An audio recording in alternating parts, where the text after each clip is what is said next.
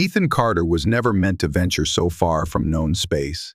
Yet fate had different plans for the young pilot. He was neither a seasoned soldier nor an adventurous explorer by profession, but he possessed a heart brimming with curiosity, and that alone had carried him across countless star systems. The accident that marooned him on the planet Vora was sudden, almost merciless, and as his small scout ship spiraled toward the surface, Ethan clung to every ounce of courage. His vessel crashed into a field of shimmering ochre sand, sending clouds of fine dust billowing into the alien sky. When at last the roar subsided, a hush enveloped him. Fear soon replaced the initial shock, pulsing through him like a silent alarm. Were there hostile creatures nearby? Would he find shelter, water, or any chance of survival? A single day passed before Ethan discovered the first signs of intelligent life. In the distance, through the pale turquoise haze that danced at the horizon, he caught glimpses of lithe figures weaving between slender trees with leaves like polished jade. Their silhouettes seemed too graceful to be savage. Still, caution tugged at him, and he readied a small flare gun he had salvaged from the wreckage.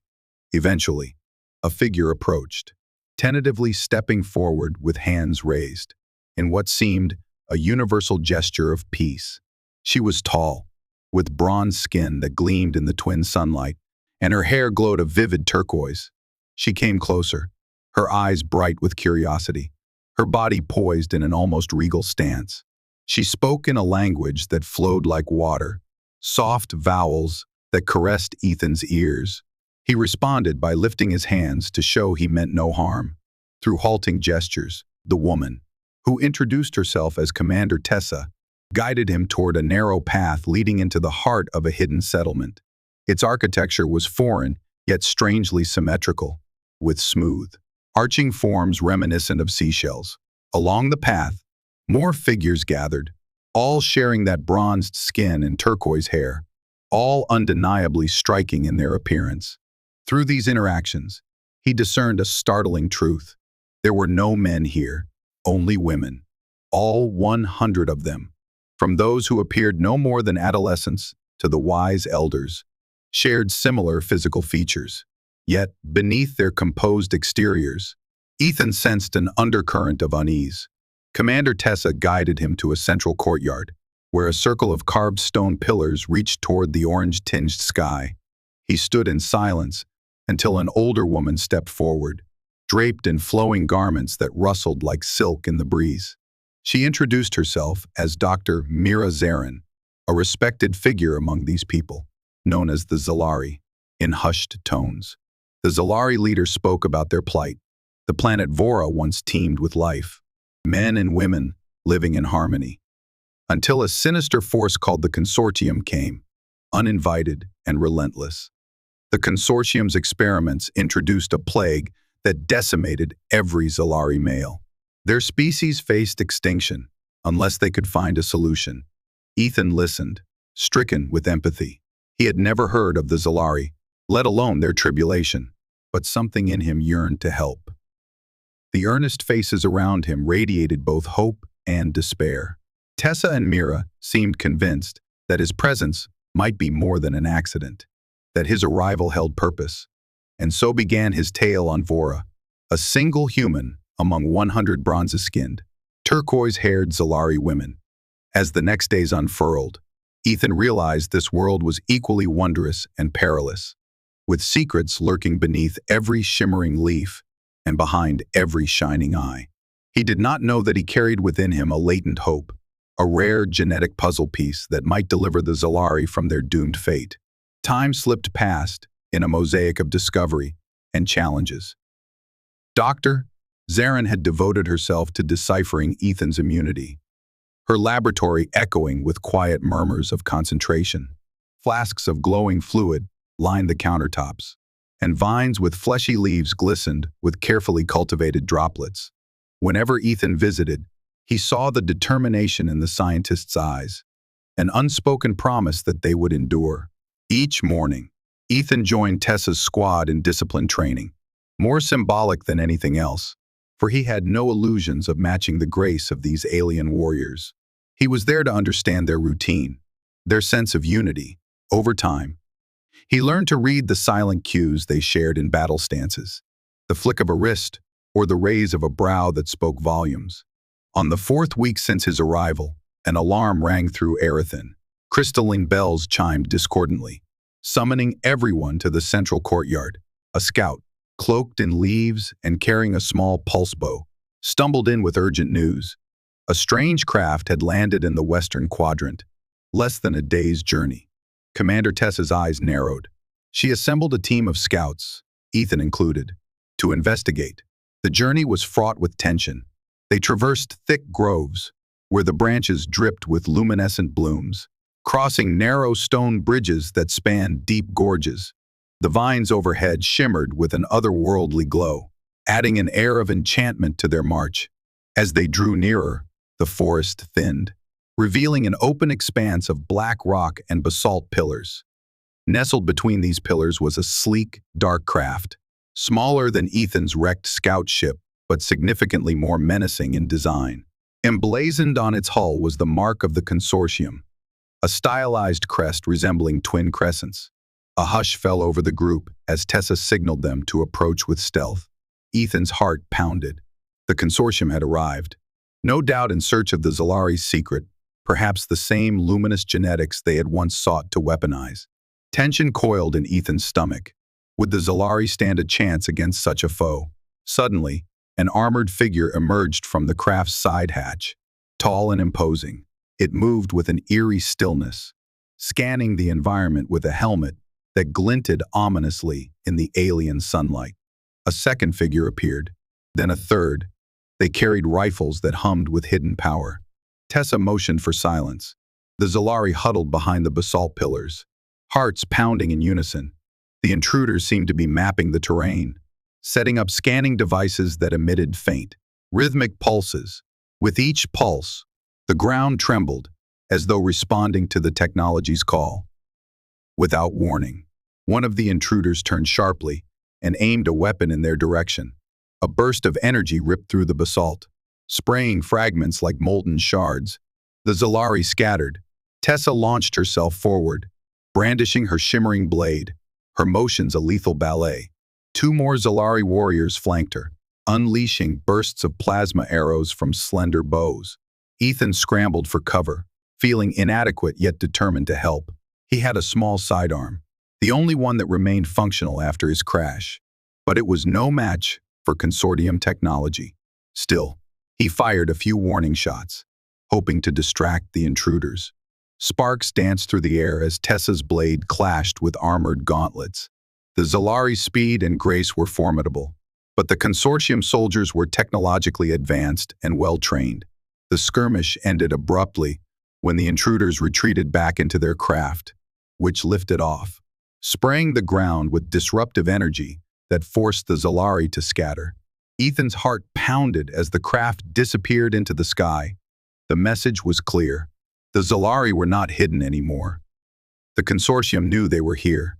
This was only the beginning of a larger confrontation, one that threatened not only the survival of the Zalari, but also the fragile hope that had blossomed since Ethan's arrival.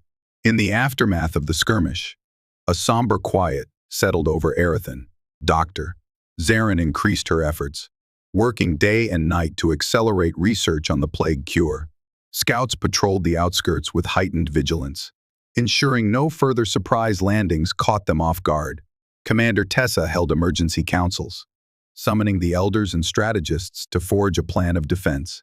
Ethan, torn between hope and dread, volunteered to assist Dr. Zarin. He studied the Zalari technology, learning how organic components fused seamlessly with crystal arrays, how their scientific principles flowed from an understanding of living energy.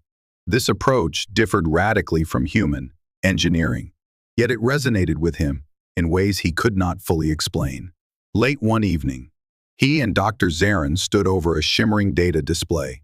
The readouts pulsed in a series of intricate light patterns that represented genetic codes. Zarin pointed to a cluster of swirling lines. Here, you see how your DNA interacts with our luminescent markers. The synergy is unlike anything I've witnessed. Ethan nodded, though much of it was beyond his expertise. Can this help us? Can we stop the plague? She exhaled, shoulders slumping.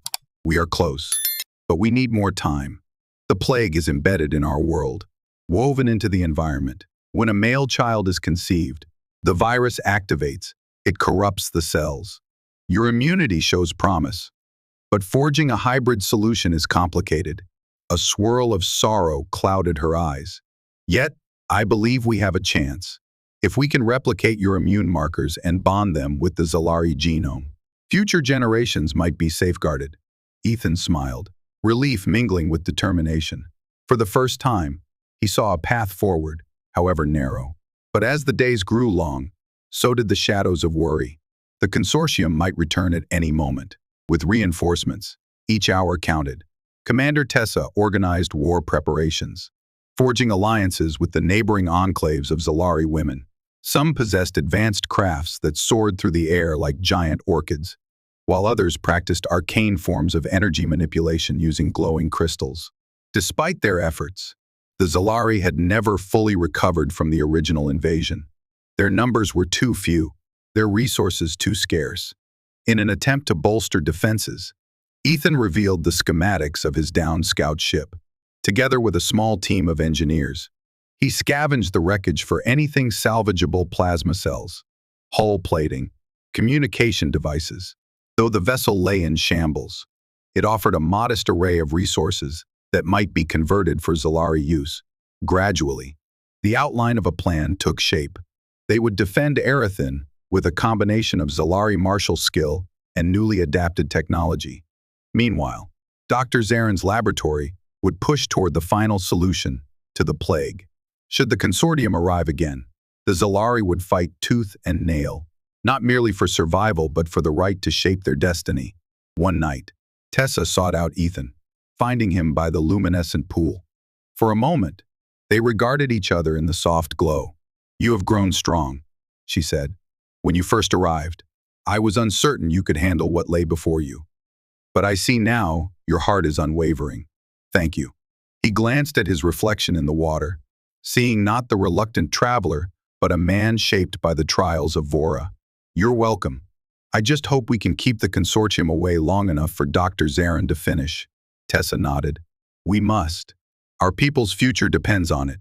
She extended a hand, and he took it, a solemn vow passing between them. In that gentle moment, the lines of division between species and genders dissolved, replaced by a shared purpose. He realized that perhaps fate had indeed guided him here, to stand among these courageous women, to fight at their side for a chance at life itself.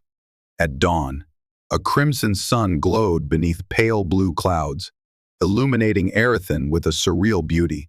The settlement buzzed with activity. Scouts scoured the horizon, engineers tinkered with crystal mechanisms, and Dr. Zarin's lab hummed softly.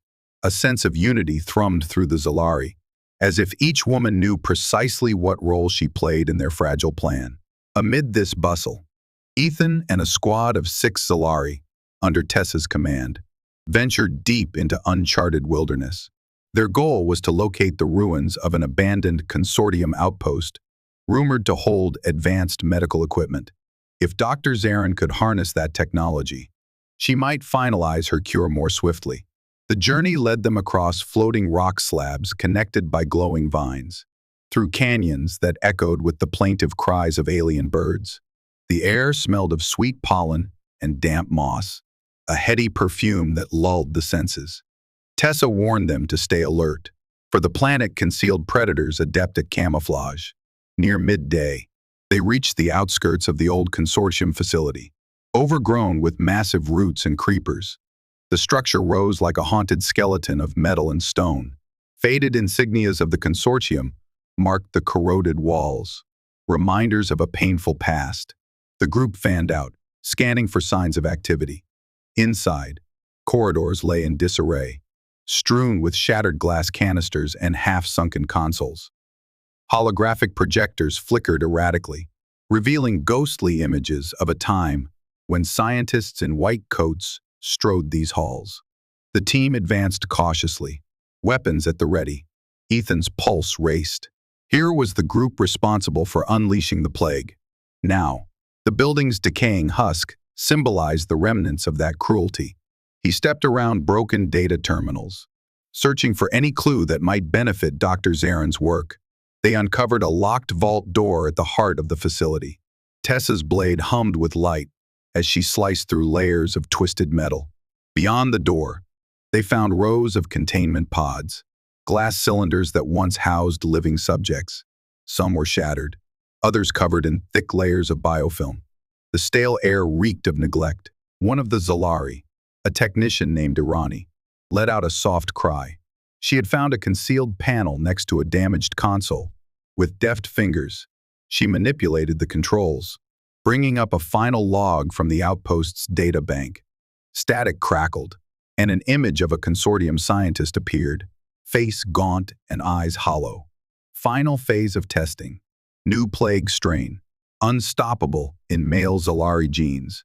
No sign of natural immunity, but we have discovered a potential synergy with certain human gene sequences, coded as Project Trinity. Advised to keep research under tight security. The log ended abruptly. The team exchanged grave looks. Tessa's jaw tightened in fury, and Ethan felt a pang of guilt, even though he bore no responsibility for the Consortium's actions. Yet the mention of human gene sequences confirmed the path Dr. Zarin was already on. The synergy was real, perhaps the only salvation. Gathering what little equipment remained salvageable, they prepared to return. As they retraced their steps, the group felt a renewed urgency. If the Consortium had known about this synergy, they might be racing to claim or exploit it again. Every moment away from Erethan posed risks, but their exit was not unchallenged. In the courtyard of the ruined facility, vines twitched and lashed out, revealing themselves as living creatures. Pods with gaping maws dropped from overhead arches, spitting corrosive fluids. Tessa bellowed a warning, and the squad sprang into action. Ethan managed to evade a sweeping tendril, firing his sidearm at the pulsating membrane. The creature shrieked, recoiling. The Zalari unleashed coordinated strikes, their glowing blades severing vines that writhed like agitated serpents. A sizzling sting filled the air as the acid hissed against metal and stone. Working in tandem, they pushed back the infestation, eventually escaping into the relative safety of the open valley. Hearts pounding, clothes torn, they collapsed onto the soft grass. Each heaved breath carried relief. With the stolen Consortium data and medical equipment in hand, the mission was a success. Yet a cloud of unease hovered. The outpost logs painted a grim picture of the plague's origins. The Zalari's only hope now rested on Dr. Zarin and Ethan's combined genetic heritage. They had to succeed before the Consortium returned in full force. The team limped back into Erethan amid hushed cheers. A wave of relief washed through the settlement as the data and equipment were delivered to Dr. Zarin. She wasted no time, plunging into a frenzy of research. Days blurred together in the laboratory, as readouts flickered and exotic compounds bubbled in crystal flasks. Ethan found himself increasingly drawn to the lab's intense energy. He helped where he could, mostly by lending his body for additional scans or by fetching supplies. But in quieter moments, he connected with the Zalari on a deeper level. Gone was the initial wariness, replaced by a bond forged in adversity. One evening, Dr. Zarin emerged from her study with a determined gleam in her eyes. She summoned Tessa, Ethan, and a handful of elders to a private chamber. There, she unveiled what she called the Trinity Serum, a carefully engineered cocktail derived from Ethan's immune cells, Zalari luminescence, and an antitoxin discovered in the outpost's vault. "We have tested it on living tissue samples in the lab," she explained, voice trembling with excitement. "Early results are promising, though we must test on a living subject to confirm viability. The question is who and how." A hush settled. This was uncharted territory. The plague responded violently whenever a male child formed in a Zalari womb. Would they attempt a controlled conception in the lab? The idea bristled with ethical and emotional implications. The elders conferred in hushed voices, torn between the urgency to save their people and the fear of another calamity. Ethan stepped forward, bowing his head respectfully. "I'll do it, If this is the only way to confirm the cure, I'll volunteer. Tessa's eyes flickered with concern, but Dr. Zarin nodded. We'll proceed carefully. We have improved incubation pods that mimic the natural environment. There will be no direct risk to you or any Zalari woman. If the embryo survives beyond the critical window, we'll know the serum works. They set to work. The lab was reorganized to accommodate an advanced incubation chamber, a sleek apparatus of crystal arrays and biotech vines. Samples were carefully harvested, Ethan's genetic material, combined with a compatible Zalari donor. A hush lingered as the fusion began. The serum introduced in precise doses. Hours passed in tense anticipation, then days. Each morning, Dr. Zarin and her team studied the readouts with cautious optimism. The embryo grew, showing no signs of the plague's corruption. On the 7th day, faint pulses of luminescence flickered around the incubation chamber, a sign that new life was thriving. Yet just as hope blossomed, a sentry rushed into the lab, eyes wide. Commander Tessa, Dr. Zarin, a Consortium fleet has entered orbit. They're blocking out the sun. An ominous gloom descended as sleek, dark ships hovered in the sky. Alarm bells rang. The Zalari mobilized, forming lines along the ridges, their bows and blades at the ready. A hush of terror and determination fell over Erethan. This was the confrontation they had dreaded. Tessa and Ethan rushed to the courtyard. Above them, half a dozen vessels loomed like harbingers of doom. Over loudspeakers, a synthetic voice echoed, demanding the Zalari surrender the genetic data and yield to Consortium rule. The ultimatum was clear: comply, or be annihilated. Commander Tessa set her jaw. "We do not bow to tyrants," she hissed. She turned to Ethan. "We stand together." A moment later, beams of energy rained from the ships, striking the protective canopy of living vines that shielded Erethan.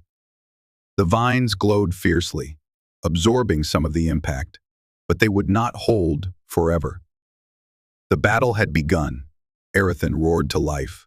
Warriors ascended hidden towers, launching crystallized projectiles that detonated against the ship's hulls in dazzling arcs of blue sparks. Some Zalari, skilled in riding tamed aerial creatures known as Virax, swooped and darted around the smaller Consortium drones, downing them with bursts of ion-charged arrows. Ethan took a position near a makeshift command center.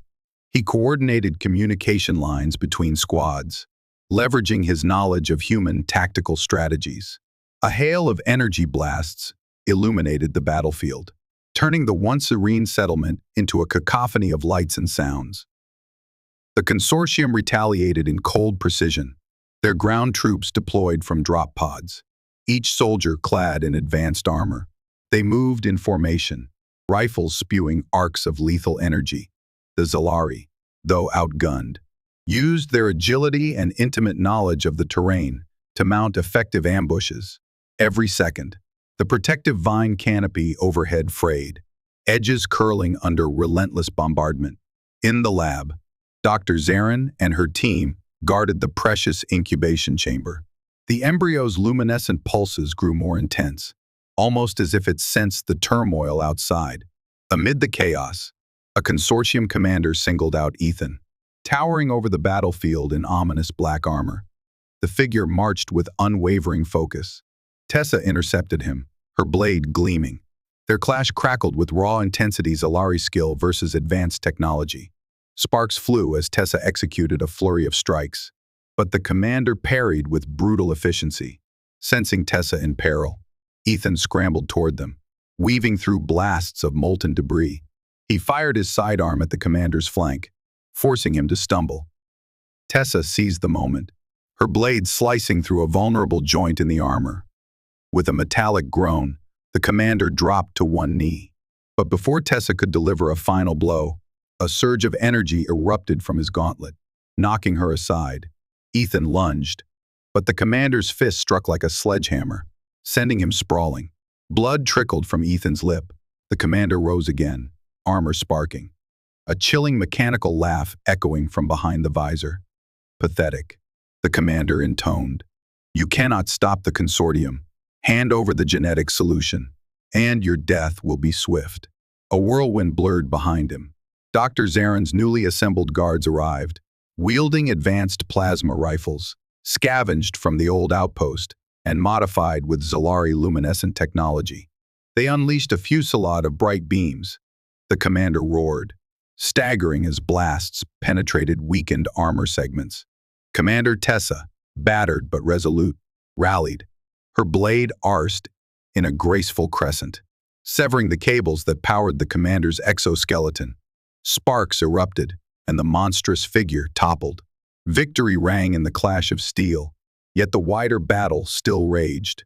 Overhead, one consortium ship faltered under intense Zalari fire, spiraling down in a torrent of flames. On the opposite ridge, a group of Zalari archers performed a synchronized volley, their arrows trailing luminescent ribbons that erupted into dazzling bursts. The onslaught tore through Consortium ground troops, but more ships remained, and the vine canopy was nearly gone. Explosions rattled the ground, leaving scorched craters. Even with heroic resistance, it seemed a matter of time before the Zalari would be overwhelmed. Amid the turmoil, an unexpected phenomenon rippled through the sky, a shimmering wave of turquoise light radiating outward from Dr. Zaren's lab. Instinctively, eyes turned skyward as the wave expanded, enveloping the settlement in a soft glow. The luminous surge resonated with living energy, the very essence of Vora. At the center of this phenomenon stood Dr. Zaren, eyes glowing as she manipulated advanced biotech linked to the embryo. The embryo's luminescent signals had reached a critical threshold, activating a dormant planetary defense mechanism hidden deep within Vora's biosphere. Ancient knowledge guided Dr. Zaren's hands, tapping into energies the Consortium had never fathomed. As the wave spread, the Consortium's ships faltered, their systems glitching under an assault of living data. The ground troops howled, dropping their weapons as the plasmatic links to their gear shorted out. Vines shot from the ground to entangle invaders, roots thrumming with new life. Ethan and Tessa, battered and bruised, stared in awe. The tide of battle shifted in an instant. The Zalari's luminous synergy, fueled by Ethan's unique genetic code, transcended mere science, awakening forces that protected the innocent. The stunned Consortium soldiers tried to flee, but many were ensnared or forced to surrender. A triumphant cheer echoed across the battlefield. The Zalari, though bruised and exhausted, stood victorious. The alien dawn broke over Erethin, painting the sky in brilliant hues of orange and gold. Relief coursed through the settlement. For the first time since the plague began, hope was tangible. In the days that followed, the Consortium ships that survived withdrew in haste. Word spread that the Zalari had awakened a guardian force embedded in Vora's biosphere. Scattered Consortium pockets still lurked in remote regions, but their grip on the planet had shattered. Dr. Zaren became the architect of a new era. Her Trinity serum had proven viable. The embryo thrived beyond the dreaded threshold where the plague once struck. It was the first male Zalari in decades, a symbol that the species might continue. Although advanced incubation was used this time, the potential for natural births beckoned. The Zalari celebrated. Under the brilliant starlight, they gathered by the crystal waterfalls, their voices rising in melodic harmony. They honored their lost ancestors and embraced the future. Commander Tessa, her arm in a sling from the battle, stood proud among her people, eyes gleaming with unspoken gratitude. Ethan found himself wrapped in a sense of belonging he never anticipated. The women he once saw as mysterious now felt like family, each day forging deeper bonds. In a quiet corner of Erethin, Dr. Zaren confessed her awe. We never imagined that a wanderer from Earth could hold the key to our salvation. You have changed our fate. He merely shook his head, humbled. I was just in the right place at the right time. Your people did the rest. The embryo's progress continued without complication. Over time, it would be born a symbol of unity between human adaptability and Zalari luminescence. This hybrid potential hinted at a new lineage that might blend strengths from both species.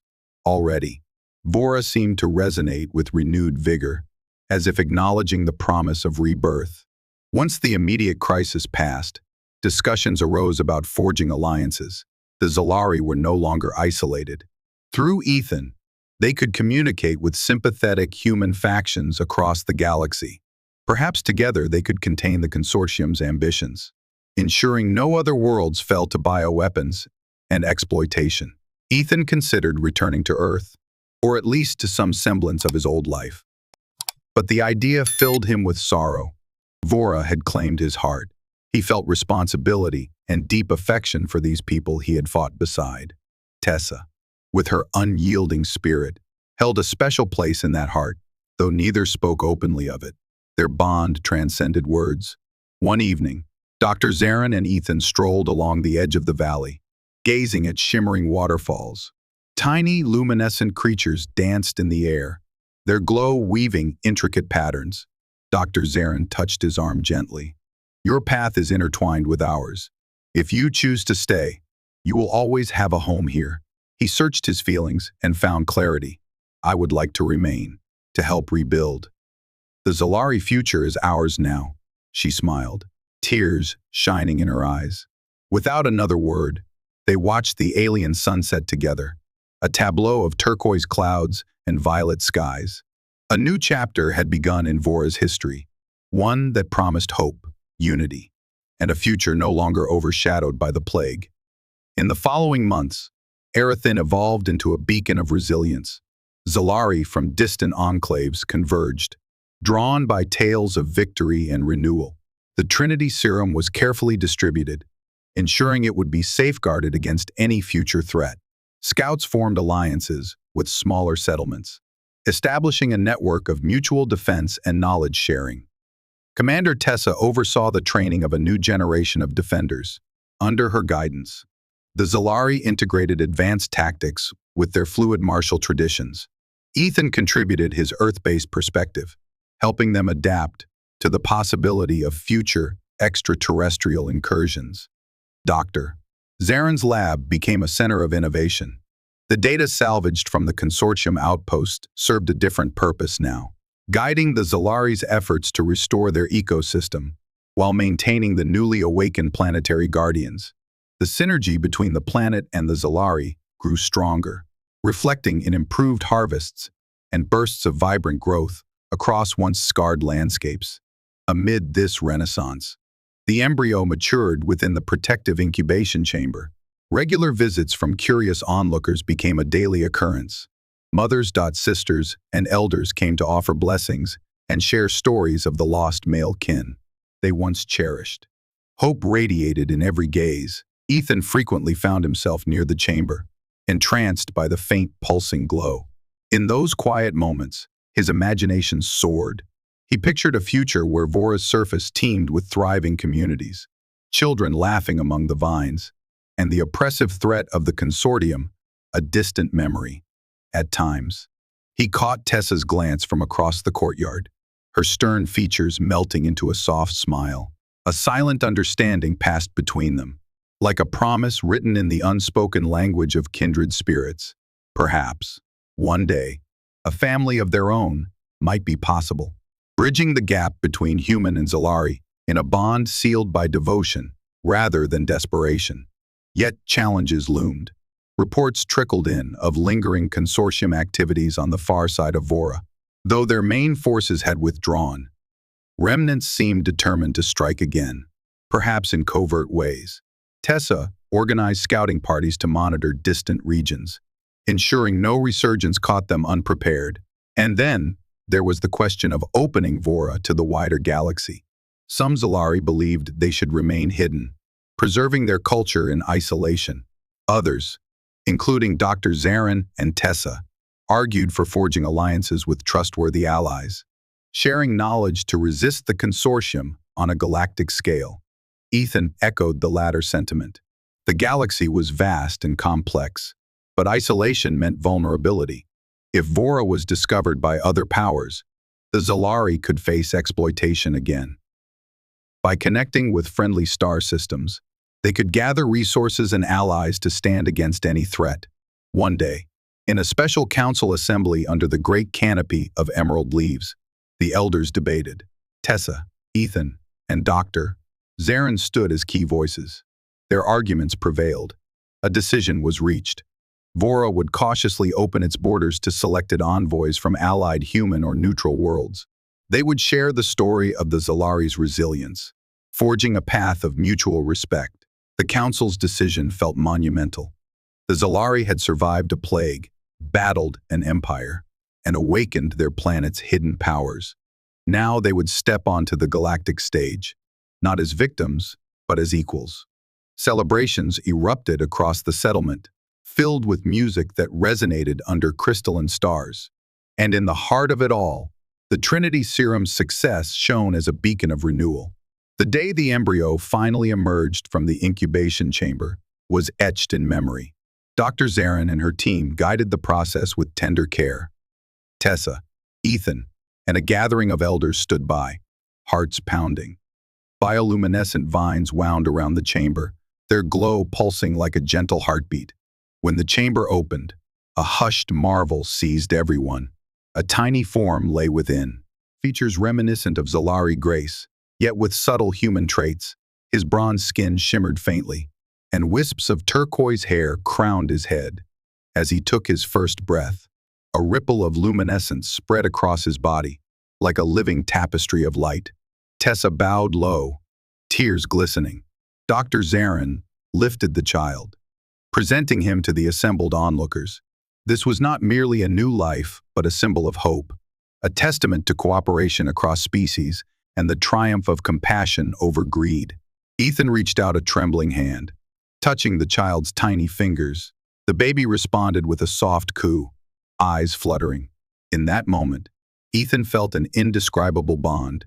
He caught Tessa's gaze, and she smiled through tears, silently acknowledging the miracle they had helped create. Celebration erupted beyond the lab walls, laughter and song echoing into the open skies, vines draped in shimmering ribbons. Waterfalls sparkled under brilliant daylight. Zalari from every corner of Vora flocked to Erethin to witness the infant who represented their future. Over the following days, festivals sprouted everywhere, as if the entire planet blossomed in joy.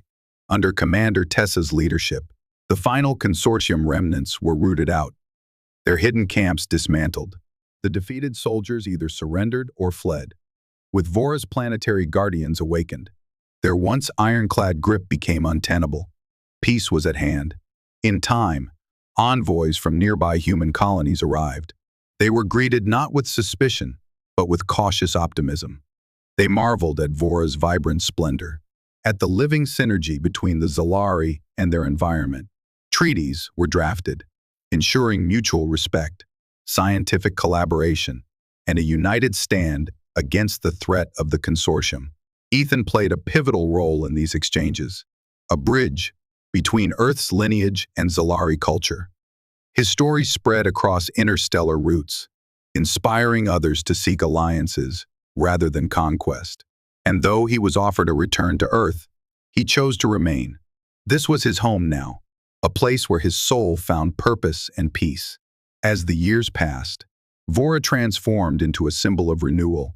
The plague was eradicated, families thrived, and the planet's defense network flourished under Dr. Zarin's watchful care. The child born from the Trinity Serum grew healthy and strong, joined by other children who carried the same immunity.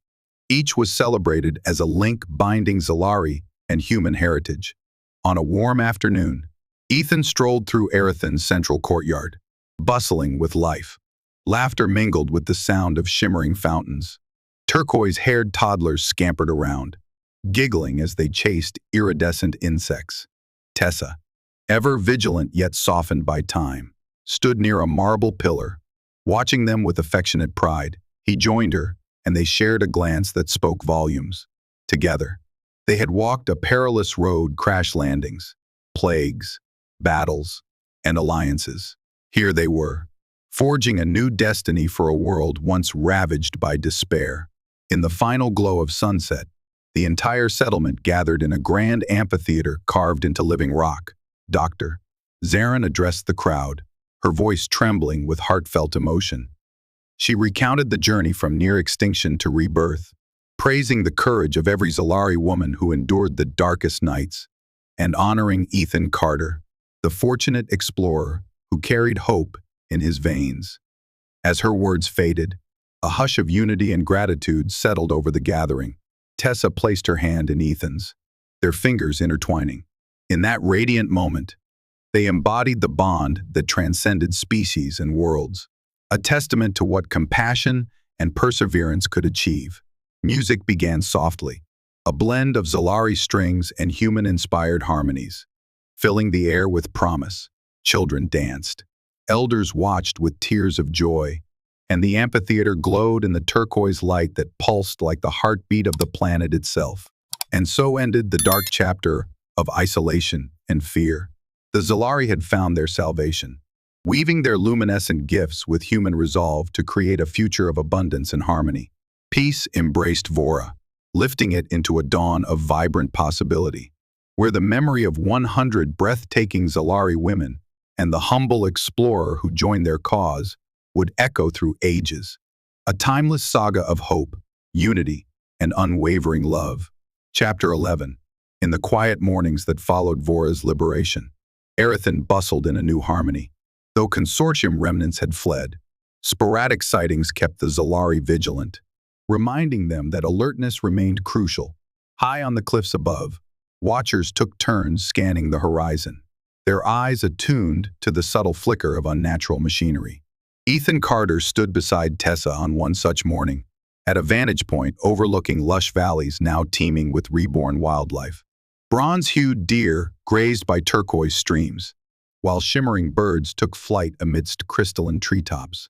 A gentle breeze whispered through the vines, carrying the faint hum of life that thrived anew. A sense of belonging warmed Ethan's heart. Memories of Earth flickered in his mind, its towering skyscrapers, the hum of traffic, the digital glow of cityscapes. Yet here, far from the known galaxy, he had discovered a purpose Earth had never granted him, standing in a world of turquoise hair and bronze skin. With a woman who had proven herself a fearless commander, he felt at home. Tessa leaned on the carved stone railing, her eyes scanning the horizon. "We must remain ready," she said softly. "The Consortium won't give up so easily." Ethan nodded. "We'll stand together if they return." She reached out, clasping his hand, a small gesture. Yet it conveyed a bond that had grown like a sturdy vine, strong enough to weather any storm. In the distance, an early sunrise painted the sky with shades of lavender, as though the heavens themselves celebrated Vora's renewal. Chapter 12. With the plague vanquished and the Trinity serum proven, Erethan became a nexus for learning and collaboration. Envoys from human frontier worlds arrived, bearing seeds, medicines, and technology in exchange for Zalari knowledge of organic engineering. What began as small-scale trading soon evolved into a robust exchange of culture and ideas. Dr. Mira Zarin established an intercultural research center by the luminescent waterfall. Bright mosaic pathways led visitors through sprawling gardens of alien flora, each bloom showcasing the wonders of Vora. Human scientists gawked at the living crystals embedded in rock faces, while Zalari herbalists examined earth-grown herbs with equal fascination. Over time, the settlement's population grew. Some human traders, enthralled by Vora's splendor, chose to remain, forging bonds with Zalari families. In a matter of months, a small district emerged with dwellings designed through a blend of human functionality and Zalari elegance.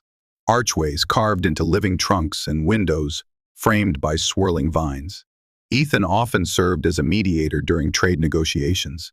His reputation among both Zalari and humans lent him an air of trustworthiness, and whenever friction surfaced, his gentle words bridged gaps, reminding all of the unity that had birthed the Trinity serum. Despite the progress, the specter of the Consortium loomed. Reports arrived of suspicious vessels skulking near Vora's outer atmosphere. Scouts returned with accounts of concealed listening posts set up in distant jungles. "Commander, Tessa redoubled the militia's training, determined that no shadow would again threaten her people's newfound freedom. Ethan found himself torn between joy at the flourishing alliances and worry over lingering threats. One afternoon, he walked through the bustling marketplace, absorbing the sights. Human mechanics installing a solar array next to a Zalari-built water purifier. Children from mixed backgrounds running laughter-filled races around the stalls. Dr. Zarin herself chatting animatedly with a visiting diplomat.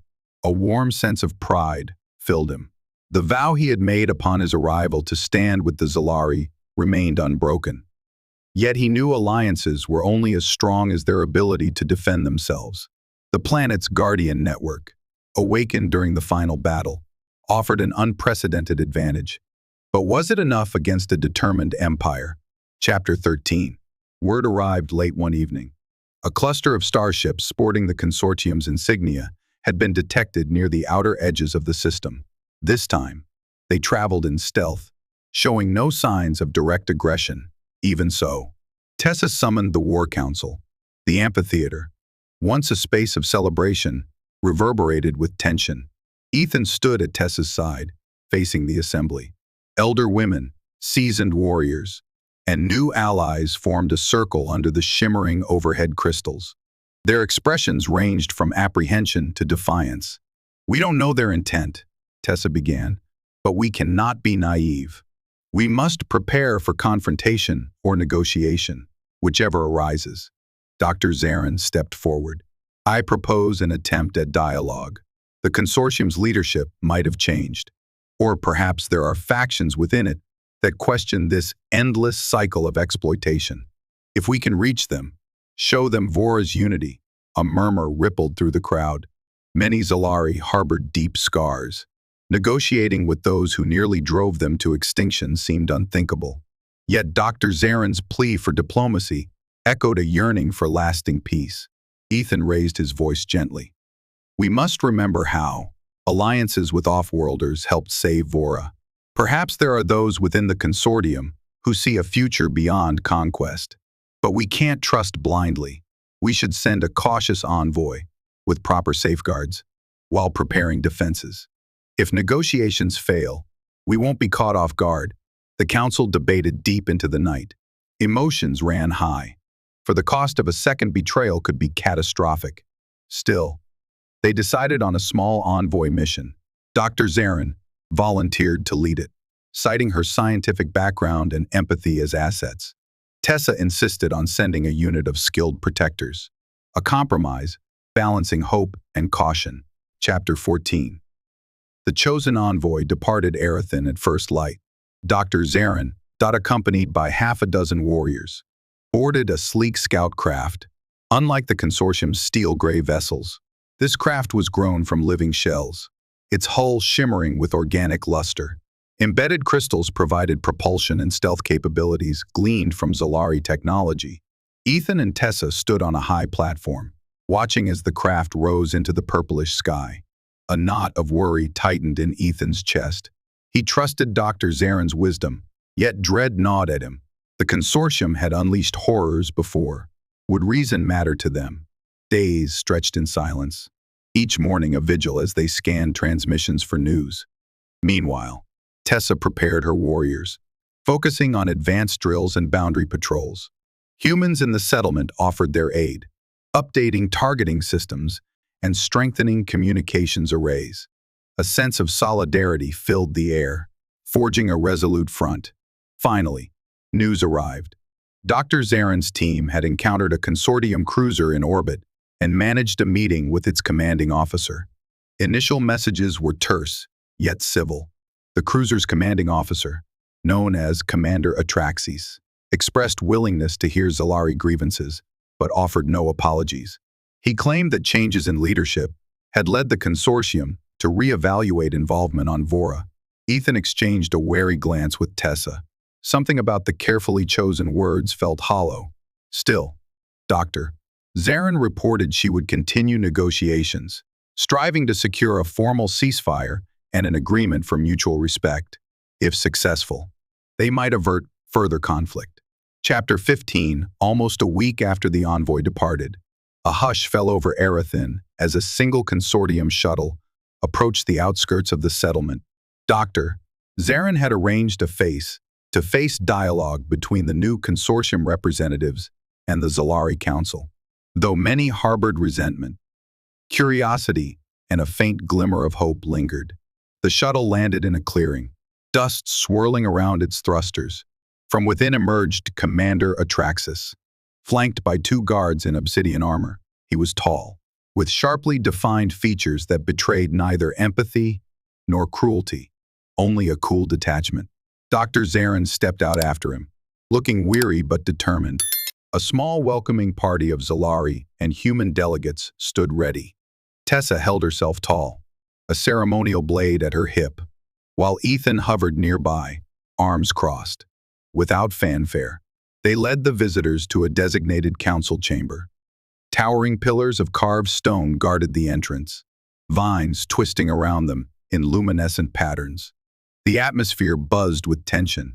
Inside, Commander Atraxis studied the surroundings, eyes lingering on organic technology and crystal-laden architecture. The council members took their seats in a wide circle. Atraxis and his guards removed their helmets, a gesture of partial trust, though their posture stayed rigid. On behalf of the Zalari, "I welcome you," Tessa said, her voice measured. "We gather here to decide if peace is possible." Atraxis nodded. "Thank you, Commander. My superiors wish to end hostilities. A pragmatic approach could benefit both sides." Murmurs spread.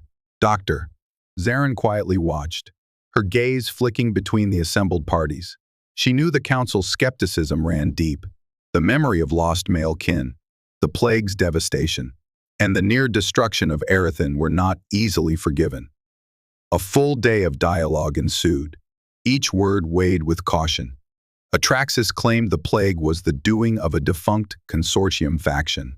He spoke of a restructured command that sought to avoid costly wars, in exchange for safe passage through Zalari space. The Consortium would end experiments on Vora and formally recognize Zalari sovereignty. Some council members dared to feel hope, yet Ethan sensed hesitation in Atraxis's demeanor. Each concession had conditions restricted movement for Zalari beyond their system, oversight committees, subtle claims on resource usage. Tessa's face tightened with each clause. Finally, Dr. Zarin pressed a pivotal point. "We demand a formal apology for the plague and unconditional reparations to help rebuild. Will your new leadership acknowledge that crime?" A flicker crossed Atraxis's expression, momentarily breaking his stoic mask. "Acknowledging misdeeds of a former regime is not so simple. We can negotiate resource assistance, but an official apology must pass multiple channels." Tension thickened. Apologies would not bring back the dead, but the Zalari yearned for justice. By sunset, the meeting ended without resolution.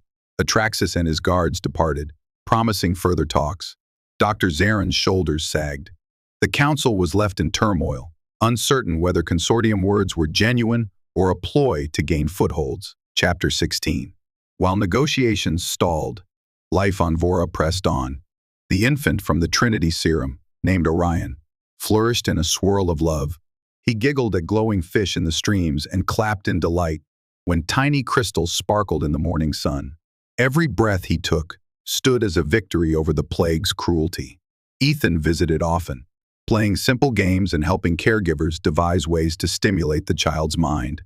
Some evenings, Tessa joined him, Orion's laughter lighting a spark in her steadfast eyes. In these peaceful interludes, the troubles of negotiations faded, replaced by the miracle of renewed life. Yet external pressures resumed. Consortium shuttles came and went, each visit layered with formalities and unyielding demands. Vora's guardians responded with quiet resolve, never letting the planet's protectors drift into complacency. The concept of a lasting treaty seemed fragile, like a bubble ready to burst at any provocation. Late one afternoon, Ethan and Dr. Zarin rested by a terrace garden overlooking vast plains.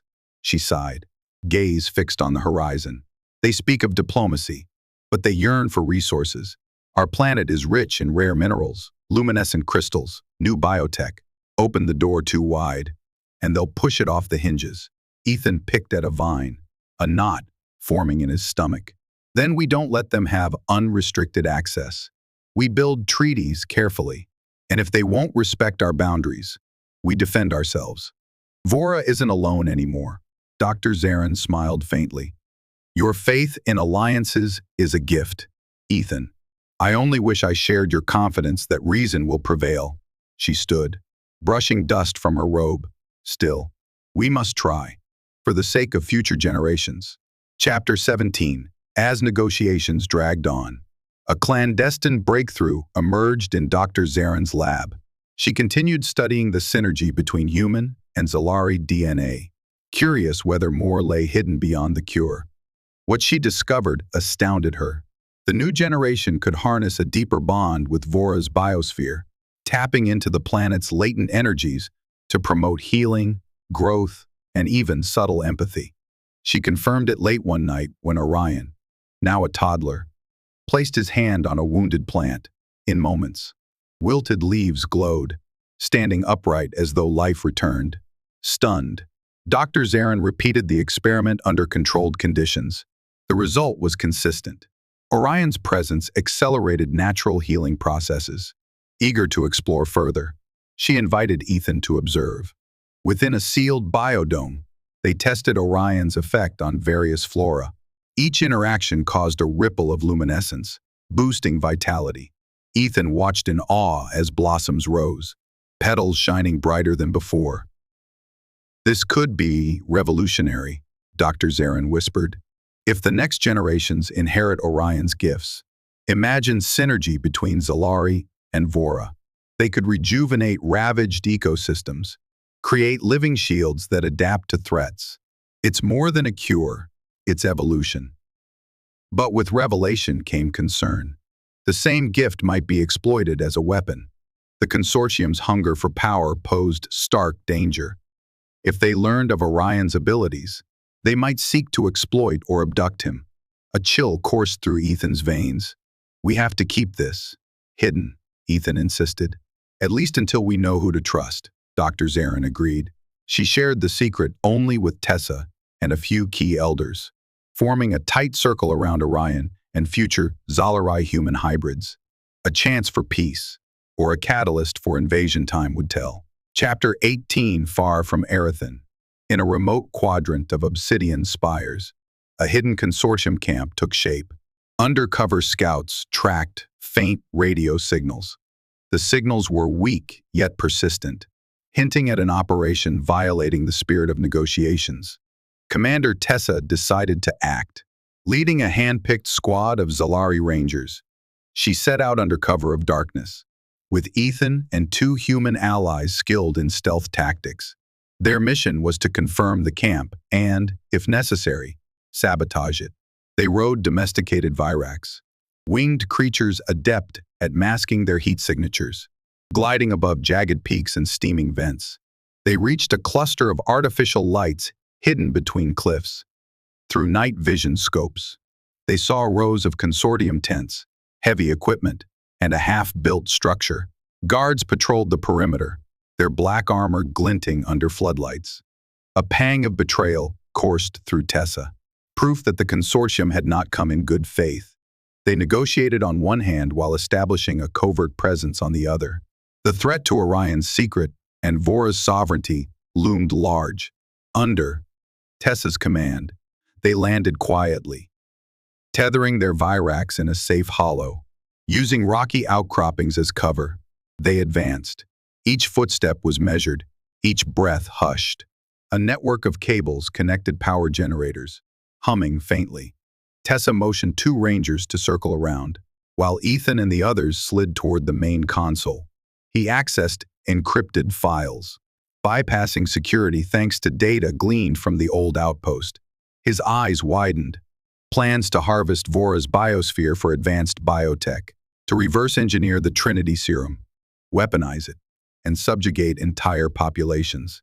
Ethan felt revulsion churn his gut. If successful, the tragedy that befell the Zalari could be replicated on many worlds. Tessa's expression hardened. She signaled immediate sabotage.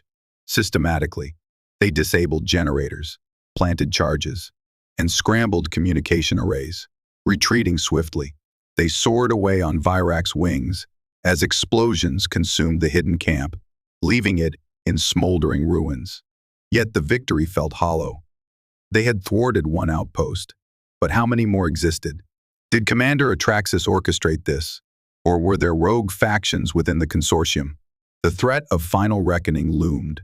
The fragile facade of diplomacy would soon shatter. Chapter 19 Dawn brought urgent council summons. Tessa relayed details of the sabotage mission. Data confirmed the Consortium aimed to weaponize the Trinity Serum's genetic breakthroughs, threatening not only Vora but the galaxy. The elders exchanged anxious murmurs. Some demanded war. Others clung to diplomacy. Dr. Zarin raised a trembling hand. We cannot ignore that not all Consortium members support these covert actions.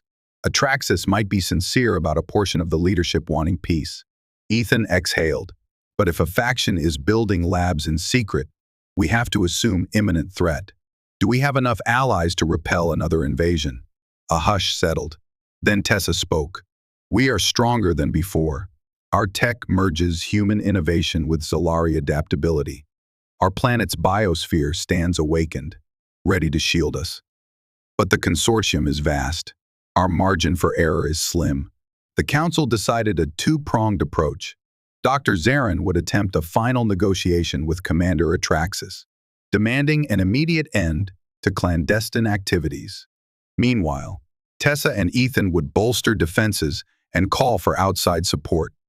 They planned an interstellar summit, inviting neutral factions who feared the Consortium.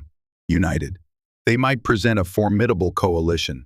Chapter 20 days before the summit, Arathan welcomed a procession of starships. Sleek vessels bearing free world emblems glided beside merchant ships from human colonies and crafts from distant realms. The marketplace transformed into a cultural festival, vendors displaying exotic wares, delegates sampling, Zalari dishes glowing with luminescent spices. Hushed talks about the shadow of Consortium aggression. Amid the bustle, Tessa and Ethan coordinated security. Guard towers rose higher, scanning arrays multiplied. Hidden vantage points readied with weaponized crystals. Patrols roamed the outskirts. Despite the festivities, vigilance reigned. The day of the summit dawned under a lavender sky. In the grand amphitheater, a tapestry of languages filled the air, clicking reptilian tongues of the Syriacs, melodic chants of the Lyrian enclaves, the gruff baritones of human frontier captains. In the center rose a dais woven of living vines, adorned with shimmering blossoms. Dr. Zarin opened proceedings, her voice echoing. Friends, allies, we gather to protect our shared future from those who wield science as a weapon. The Consortium unleashed horrors on Vora. We stand united in demanding respect for sovereign worlds. A ripple of agreement swept through the crowd. One by one, delegates recounted stories of Consortium oppression, exploitation, and resource theft. Fury mixed with resolve, forging powerful unity. Negotiations formed around a formal alliance, sharing intelligence, coordinating defense, and presenting a united front. At midday, Commander Atraxis arrived with a small entourage. Tension bristled. Many delegates eyed them with hostility. Atraxis ascended the dais. We greet you in peace, he began, triggering scoffs. It is unfortunate that rogue elements undermine these talks. Our leadership is prepared to sign a non-aggression pact, provided certain conditions are met. He listed demands: supervised access to trade routes, mutual cooperation on research, limited punitive measures.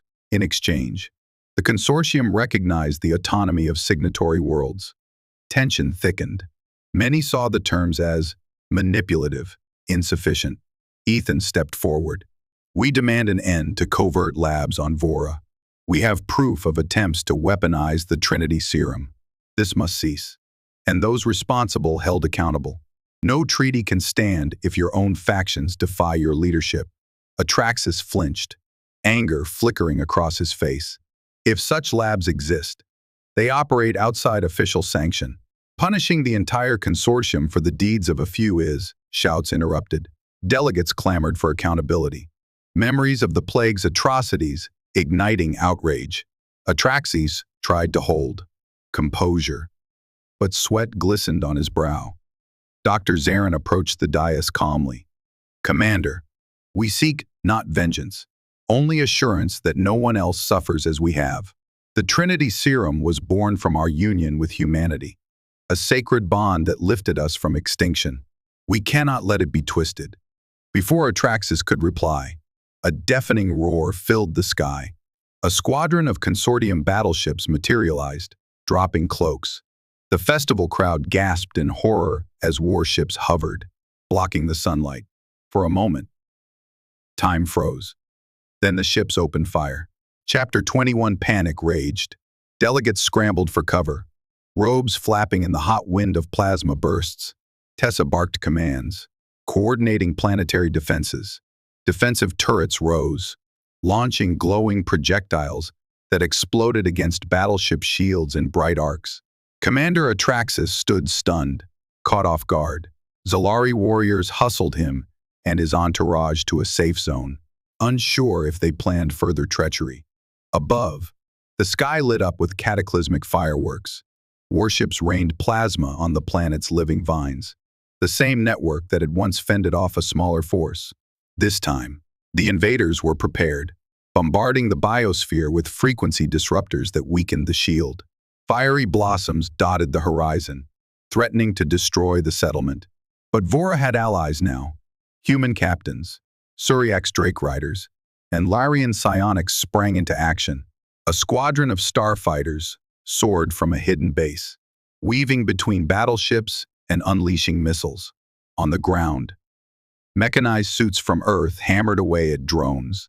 Zalari archers loosed luminescent arrows skyward, each shot guided by centuries of martial precision. Ethan manned a command station aboard a mid-sized cruiser, coordinating starfighter squadrons. Tessa led aerial combat, in sync with Drake Riders diving through plasma fire. Explosions thundered, twisted metal and ozone thickening the air. The once peaceful settlement transformed into an inferno. Dr. Zarin rushed Orion and the elders into a secure bunker, guarded by rotating warriors. The child cried at the thunderous noise, trembling. Yet as he clung to Dr. Zarin's robe, a faint glow enveloped them, as if Vora itself tried to soothe its chosen child. The battle raged for hours. One by one, battleships faltered against the Alliance's might. Commander Atraxes, still in custody, looked genuinely baffled by the assault, rumors swirling that an extremist faction staged a coup. Whatever the cause, the attack waned by nightfall. The battered Consortium fleet limped away, leaving wreckage and scorched craters. The cost was high, lives lost, structures razed. Yet unity had prevailed, delivering a blow to the Empire's arrogance. Chapter 22. In grim aftermath, Arathan's torchlit streets revealed scenes of ruin. Cracked pillars, scorched vines, shattered crystals told the story of unleashed violence. Families mourned, tears mixing with dust and ash. Medical tents dotted the settlement, human doctors and Zalari healers working side by side, tending the wounded. Yet hope persisted.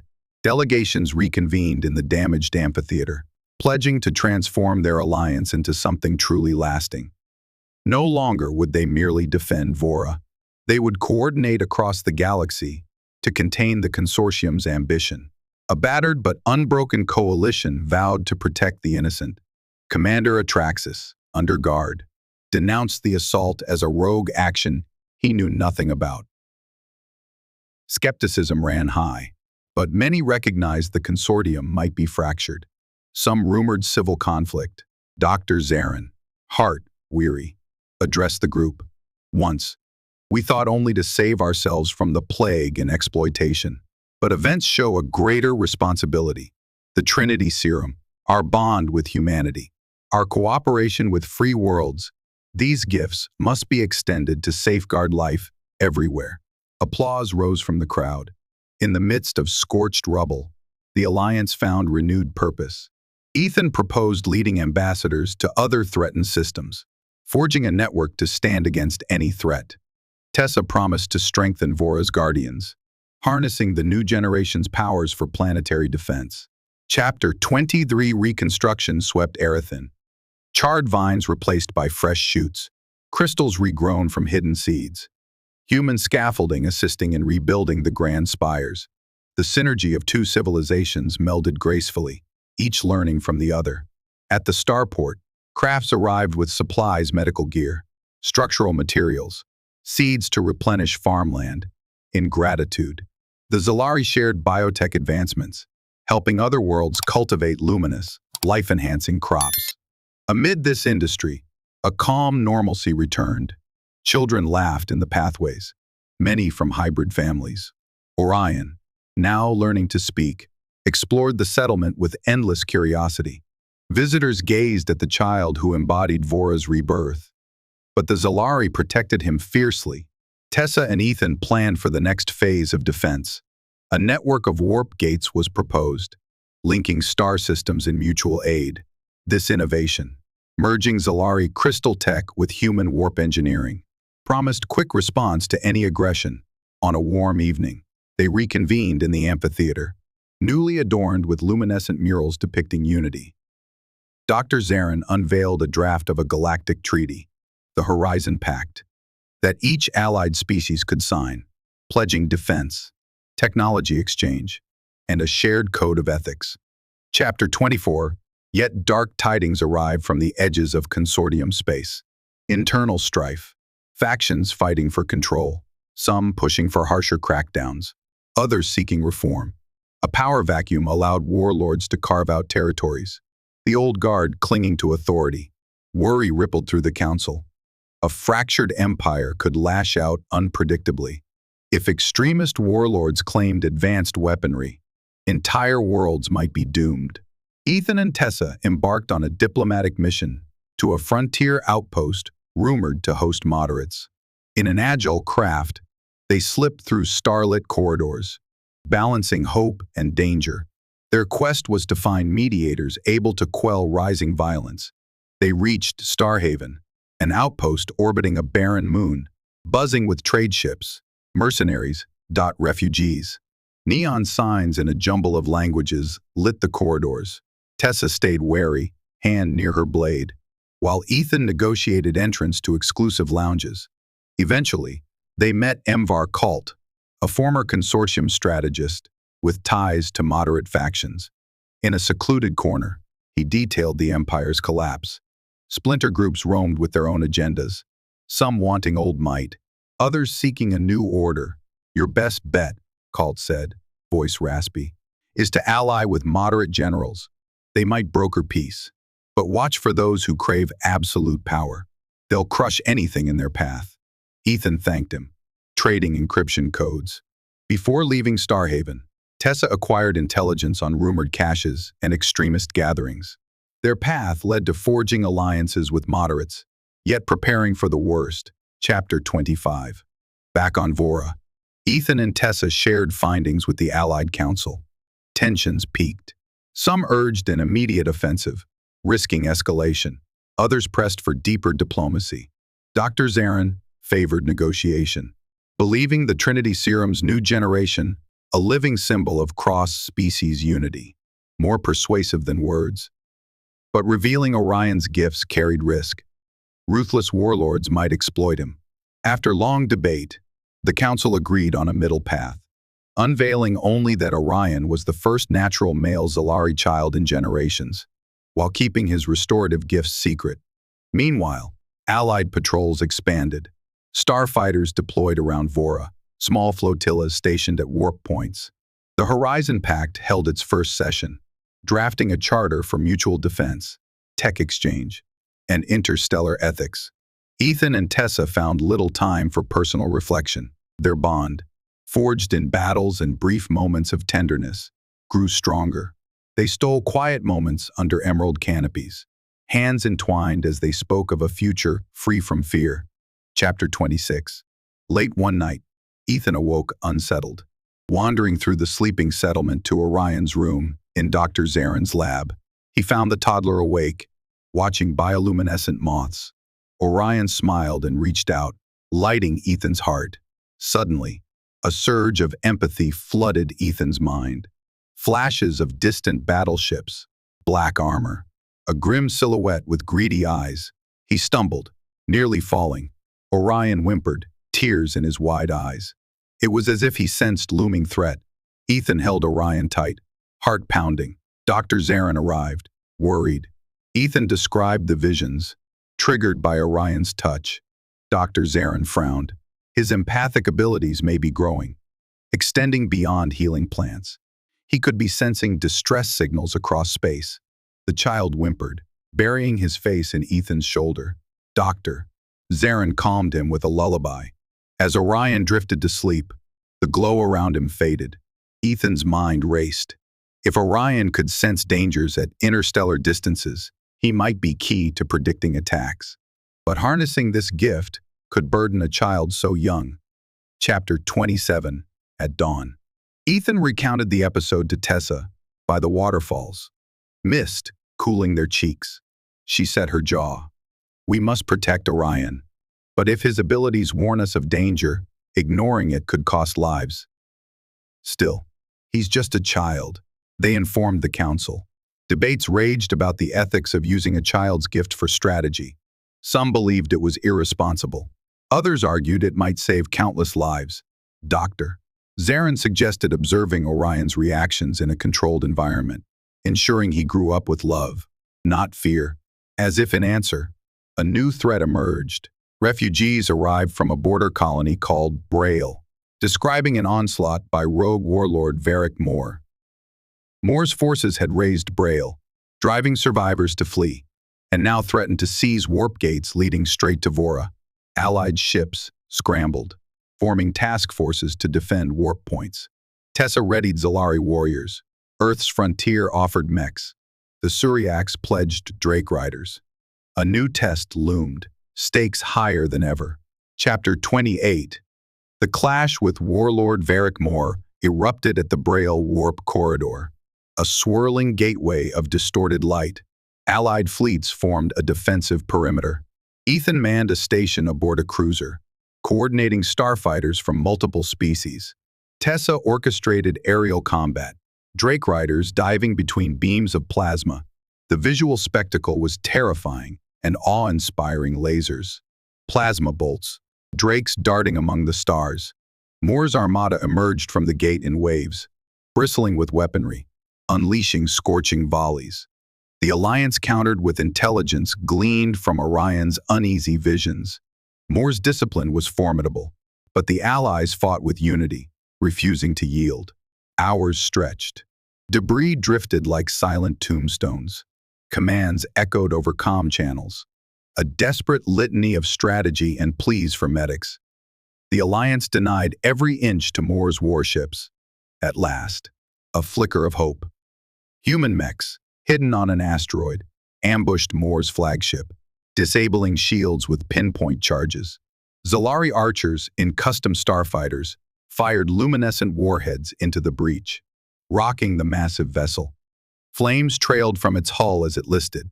Moore, refusing to retreat, broadcast a final ultimatum: yield to the Consortium's empire, or be crushed. The Allied forces answered with redoubled fury, driving Moore's fleet into disarray. Fragments of his armada activated emergency warp drives. Sabotage teams disabled escape routes. Moore himself, wounded, escaped in a blaze of jump energy. The Allies prevailed, though at great cost. Chapter 29, Returning to Vora. Celebration and mourning blended. The Alliance had proven its resolve, but the toll was heavy. Tessa visited med bays, offering comfort to the injured. Ethan oversaw relief for Braille's refugees, who saw Vora as a beacon of hope. A subdued triumph enveloped Erethin, though battered. The settlement stood, buttressed by new friendships forged in battle. Envoys recounted heroic stands and last-second rescues. Each story highlighted the power of unity. Dr. Zarin took Orion to meet refugees, his empathic glow offering solace. Survivors smiled through tears, some saying they felt warmth radiating from the child. Quietly, Dr. Zarin noted the child's influence on emotional healing. He was more than a symbol, possibly a living catalyst for restoration. Meanwhile, condemnation of Warlord Moore spread. Even some Consortium members distanced themselves from his brutality, joining moderate voices for negotiation. The Empire fractured further, raising the hope that extreme elements could be marginalized or defeated. Chapter 30, spurred by the victory. The Allied Council drafted an expanded Horizon Pact, inviting moderate Consortium leaders to enter dialogue. The terms were clear: respect sovereign worlds, renounce the weaponizing of Trinity Serum, or face a united opposition. To all surprise, Commander Atraxes publicly endorsed the revised treaty, standing beside Tessa and Dr. Zarin in a broadcast that crossed subspace channels. His influence apparently grew after the failed summit attack. Whether genuine or self-serving, the gesture fractured extremist alliances further. Morning sunlight glistened over Erethan's courtyards as Tessa and Ethan strolled. Children with turquoise hair played among vines. Humans and Zalari chatted amiably. The atmosphere brimmed with cautious optimism. They paused at a crystalline fountain, water cascading in glowing sheets. Orion toddled nearby, giggling as he splashed. Dr. Zarin stood watch, pride in her eyes. Tessa turned to Ethan, gratitude flooding her face. "We have endured so much," she said. "Crashes, invasions, heartbreak. Yet we found strength and built something beautiful." He slipped an arm around her. "We owe it to every sacrifice to keep this peace growing. The galaxy is changing, Tessa, and I believe it's for the better." She leaned into him, contentment shining. Orion laughed, droplets clinging to his bronze skin. Turquoise hair sparkling in the morning sun, a symbol of the union, now binding human adaptability with Zalari luminescence. Chapter 31. The galactic tide continued shifting. More Consortium border worlds declared independence, or allied with the Horizon Pact. Some regions saw chaos as warlords refused to yield, but the Allied front balanced each conflict. Tessa and Ethan organized the official signing of the Horizon Pact, inviting leaders from dozens of worlds to gather on Vora. With the amphitheater rebuilt, a grand dais rose where negotiations once led to violence. Now it would mark a turn toward peace. Delegates arrived in a swirl of color and culture, forging business deals, exchanging gifts, forging friendships. The planet itself pulsed with excitement, vines blooming in radiant hues as if echoing hearts brimming with optimism. On the eve of signing, Tessa and Ethan strolled among bustling streets, recalling how they first met her an aloof commander, him a reluctant traveler. Today, their bond was unbreakable. Lanterns glowed overhead, laughter filled the air. A starship soared past, trailing colored contrails against the twilight sky. Chapter 32. Morning brought the signing ceremony. Delegates crammed into the amphitheater. Dr. Zarin introduced each with calm reverence. The Zalari had once deemed this impossible, a peaceful convergence with humans and other species. But despair had given way to courage. Commander Atraxes stepped forward, offering formal words. Though he fell short of an outright apology, he acknowledged the crimes of former regimes. A step further than ever before, eyes glistened with cautious acceptance. Tessa, clad in ceremonial robes threaded with luminescent fibers, raised her blade in salute. "We gather as companions toward harmony. May respect be our guide, justice our shield."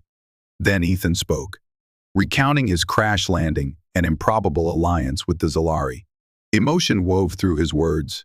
Tears shone in many eyes, for the simplest acts of empathy could reshape galaxies. Finally, the Horizon Pact was unveiled, a scroll of Zalari leaves imbued with crystal dust that glowed softly.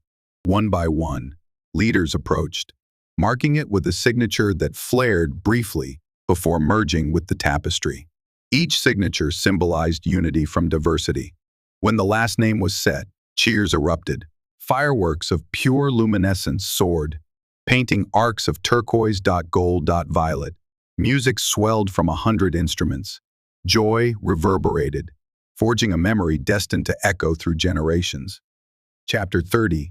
Three festivities enveloped Vora. The plague was a distant nightmare, replaced by new creation. The Trinity Serum's promise, the synergy of human and Zalari genetics shining in Orion and his peers. Consortium tyranny, though still dangerous, now faced a coalition spanning star systems. Days after the signing, normalcy returned. Merchants thrived. Scientists collaborated. Children of multiple species played together. The war-torn planet revealed a capacity for renewal bordering on the miraculous. Ethan revisited the crash site of his scout ship, its hull rusting by a crystal lake. Vines covered twisted metal, reclaiming it as part of Vora's tapestry. He ran a hand along the battered frame, memories flooding back. Tessa joined him, resting a gentle hand on his shoulder. "Your arrival changed everything," she said softly. "A single spark can ignite hope when nurtured." He gazed at her, gratitude in his eyes. It was fate, or random chance. You, Mira, and every Zalari woman turned that spark into a beacon. I was just a catalyst. They laughed quietly, turning to watch the gleaming lake. A swirl of fish glowed beneath the surface, dancing in playful arcs. Peace, at last, felt tangible, though both knew vigilance must continue. For now, they savored the simple bliss of victory and love. Chapter 34. Seasons on Vora shifted. Twin suns dipping lower, shadows lengthening. Orion grew taller, forming words melding Zalari lilts with human consonants, exploring the settlement with fearless curiosity. Dignitaries still visited from far-off worlds, each in awe of Vora's living crystals and bioluminescent forests. In the hush of evening, Tessa and Ethan talked about venturing beyond Vora to help chart unknown star systems, forging alliances where none existed. A wanderer's spark still glowed in Ethan's soul, but Vora was home, grounding him with deeper ties than Earth had ever granted.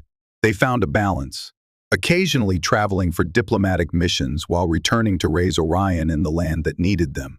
Dr. Zarin oversaw medical progress, ensuring the plague never returned. The synergy of human and Zalari knowledge blossomed in new fields.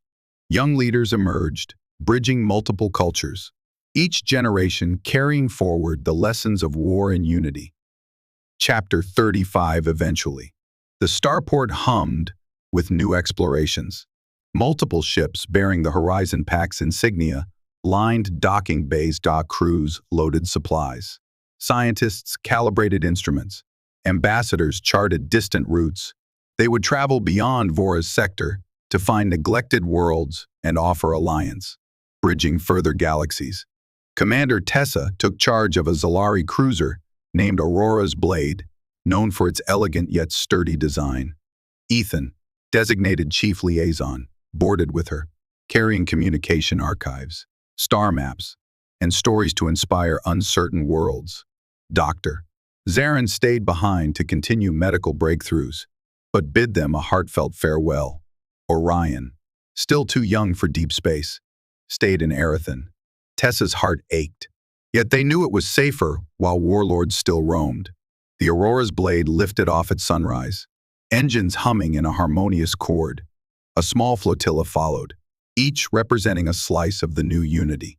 Citizens gathered below, cheering as contrails of light carved the sky. They soared past Vora's curvature, turquoise seas and emerald forests gleaming under twin suns. The planet a living jewel. Tessa and Ethan felt the ache of departure, but also the thrill of forging onward, shaping a galaxy that might mirror Vora's transformation. Chapter 36. The voyage spanned multiple star systems. At each stop, they offered the Horizon Pack's vision. Worlds beset by distant Consortium raids welcomed them, while others, mistrustful of large alliances, held back. Tessa's unwavering dignity and Ethan's earnest empathy helped win them over.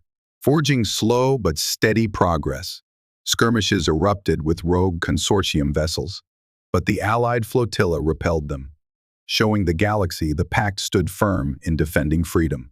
Word spread that the Trinity Serum had birthed a lasting bond between humans and Zalari, forging hope for those who crave unity over conflict. Between jumps, Tessa and Ethan recalled the glades of Erethan, Orion's laughter, the waterfalls that shimmered like liquid sapphires. Crew members listened, enthralled by the wonders of Vora. In turn, they shared tales of worlds with lavender skies, crystalline deserts, living reefs. Each story knit diverse cultures into a cohesive tapestry. With each warp jump, the alliance expanded, bridging new frontiers. The Trinity serum remained guarded, offered only after thorough vetting, preventing it from ever again becoming a tool of genocide. Chapter 30, 7 months later. The expedition looped back toward Vora, each vessel laden with new allies, resource agreements, and fresh hope. The Aurora's blade led the return, hull bearing minor battle scars but shining with pride. Approaching Vora, they beheld a wondrous sight. Starships from many civilizations circled peacefully, forming a protective ring. The starport had expanded. Docking arms extended like welcoming branches. Tessa and Ethan shared a look of awe, hearts brimming with joy.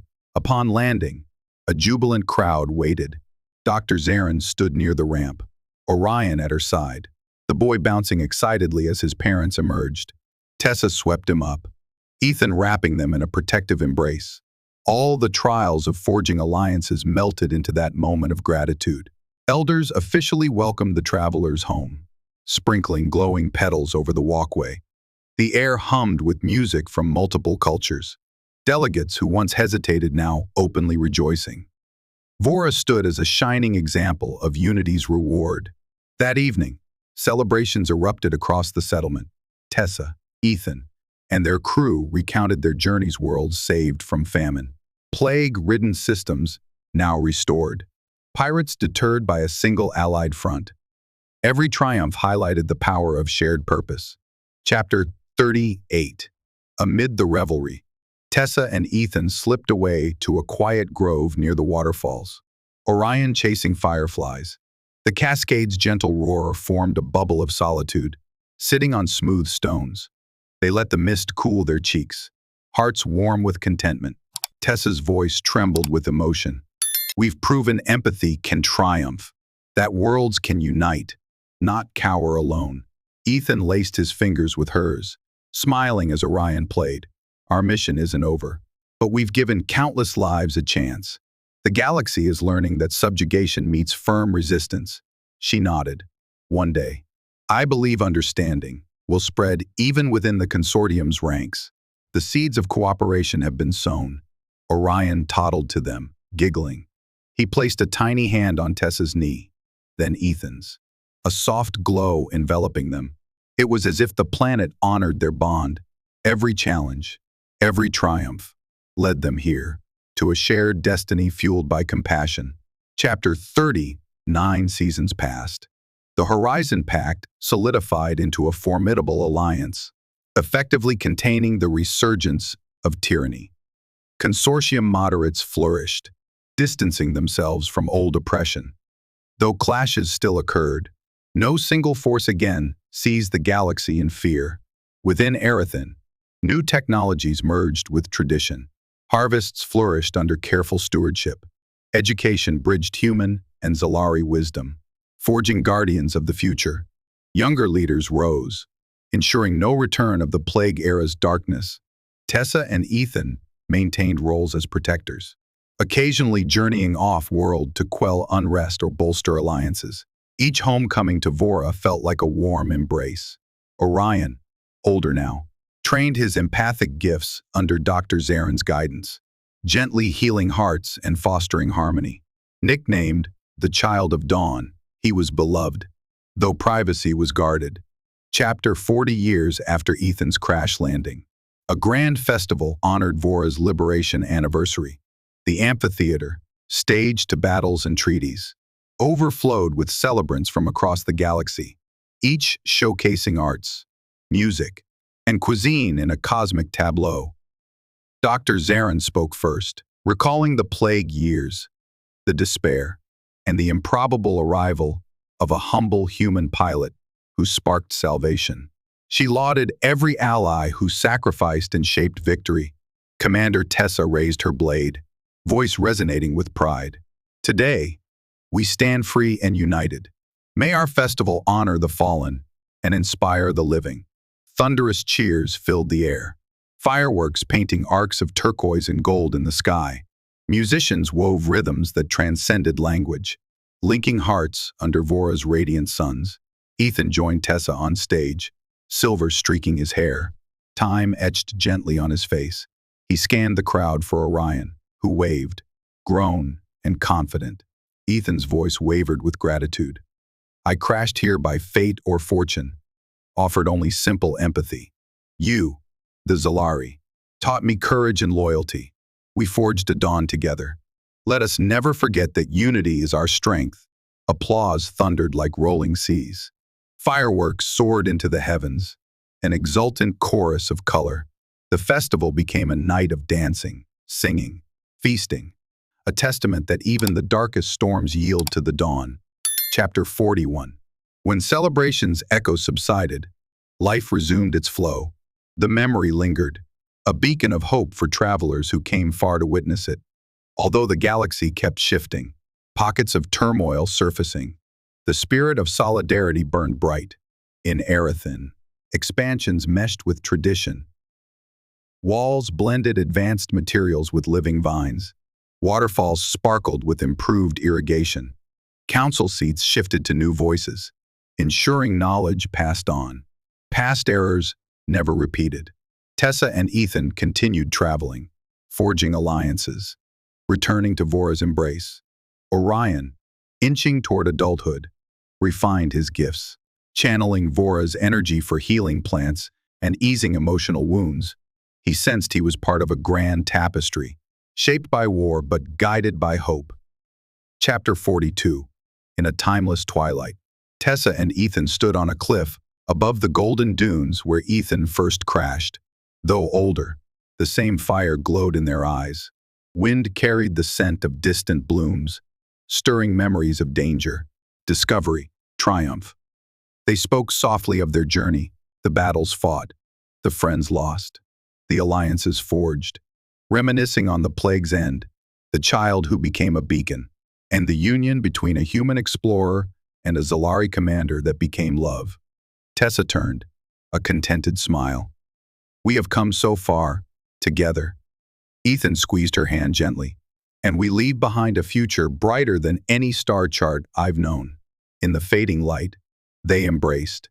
Two souls who healed a wounded species and reshaped destiny.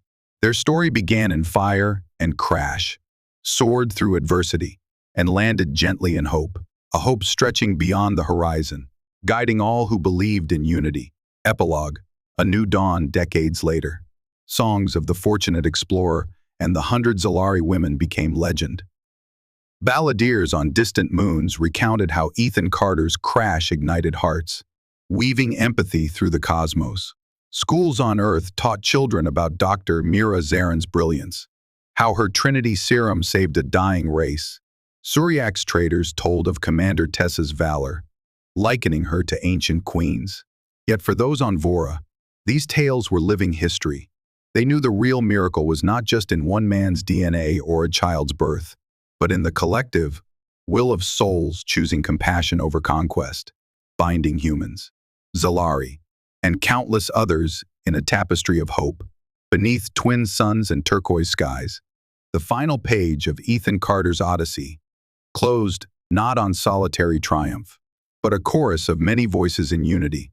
The seed planted by fate had blossomed into an orchard of possibility, proving that even in the darkest corners of space, love and courage could ignite a dawn no shadow could eclipse.